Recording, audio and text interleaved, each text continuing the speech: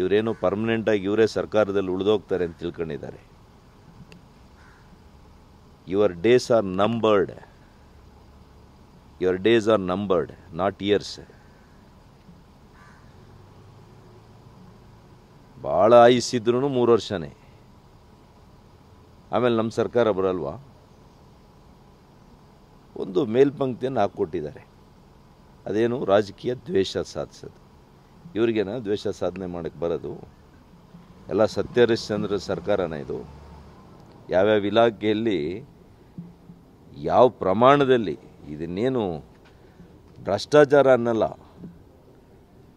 ದರೋಡೆಕೋರರ ಒಂದು ಸರ್ಕಾರ ಅಂತ ಹೇಳಬೇಕಾಗ್ತದೆ ನಾನು. ಈ ಸರ್ಕಾರ ದರೋಡೆಕೋರರ ಸರ್ಕಾರ. ಆ ಇಲಾಖೆಯಲ್ಲಿ ಪರ್ಸೆಂಟೇಜ್ ಅಲ್ಲ, ಪಾರ್ಟ್ನರ್ಶಿಪ್ ಬಗ್ಗೆ ಮಾತಾಡ್ಕೊಳ್ತಾ ಇರೋದು ಈ ಸರ್ಕಾರ. ಹೊಸ ಒಂದು ನಿಯಮ ಇದು.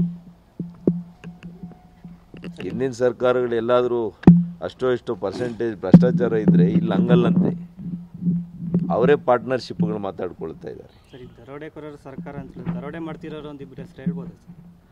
ಹೇಳೋಣ, ಸಮಯ ಬರ್ತದೆ. 7,300,000ಕ್ಕೂ ಹೆಚ್ಚು ಕೋಟಿ ಅಕ್ರಮ ಆಗಿದೆ ಕೋವಿಡ್ ಹಗರಣ ಕಾಲದಲ್ಲಿ. ದಯವಿಟ್ಟು ವರದಿ ಓದಿದರೆ ನೀವು ಹೇಳೋ ಅಂಶಗಳನ್ನು ನನಗೆ ತೋರಿಸ್ಬೇಕು ದಯವಿಟ್ಟು. ಯಾಕೆಂದ್ರೆ ನಾನು ಓದಿಲ್ಲ.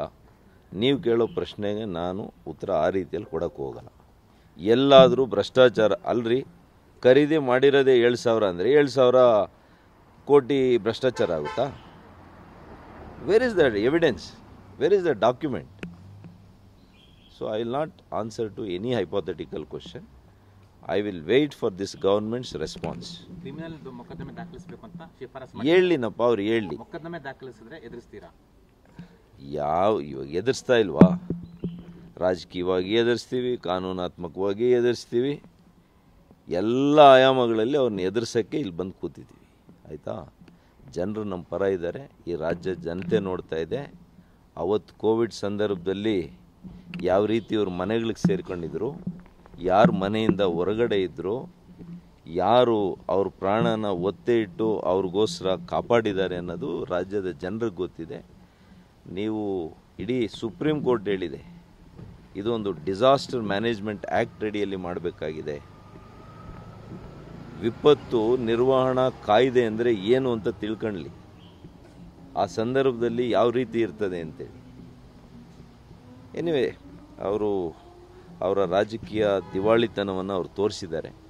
It is okay, let them do their. ಇದು ಇನ್ನೂ ಕೂಡ ಅಂತಿಮ ವರದಿಗೆ 6 ತಿಂಗಳೇನೋ ಅವರು ಮನವಿ ಮಾಡಿದ್ದಾರಂತೆ. ಅದು ಕೂಡ ಅವರು ಆದಷ್ಟು ಬೇಗ ಮಾಡಲಿ. ವಸ್ತುನಿಷ್ಠೆಯಿಂದ ಕೂಡಿರ್ತಕ್ಕಂಥ, ಸತ್ಯಾಂಶ ಕೂಡಿರ್ತಕ್ಕಂಥ ವರದಿಯನ್ನು ಜಸ್ಟಿಸ್ ಕುನ್ನಾ ಅವರು ಕೊಡ್ತಾರೆ ಅಂತ ನನಗೆ ಇನ್ನೂ ಕೂಡ ವಿಶ್ವಾಸ ಇದೆ. ಅದು ಆದಷ್ಟು ಬೇಗ ಕೊಡಲಿ. ಯಾಕೆಂದರೆ ಈ ರಾಜ್ಯದಲ್ಲಿ ಏನೋ ಒಂದು ಭೂತ ಬಂತು ಅನ್ನೋ ಥರ ಕೋವಿಡ್, ಏನೋ ಕೋವಿಡ್ ಏನಾಗಿದೆ ಅಂತ ರಾಜ್ಯದ ಜನರಿಗೆ ಅರ್ಥ ಆಗಲಿ, ನಿಜ ಗೊತ್ತಾಗಲಿ. I am also waiting for that day. In fact I welcome their investigation. ಸ್ವಾಗತ ಮಾಡ್ತೀನಿ.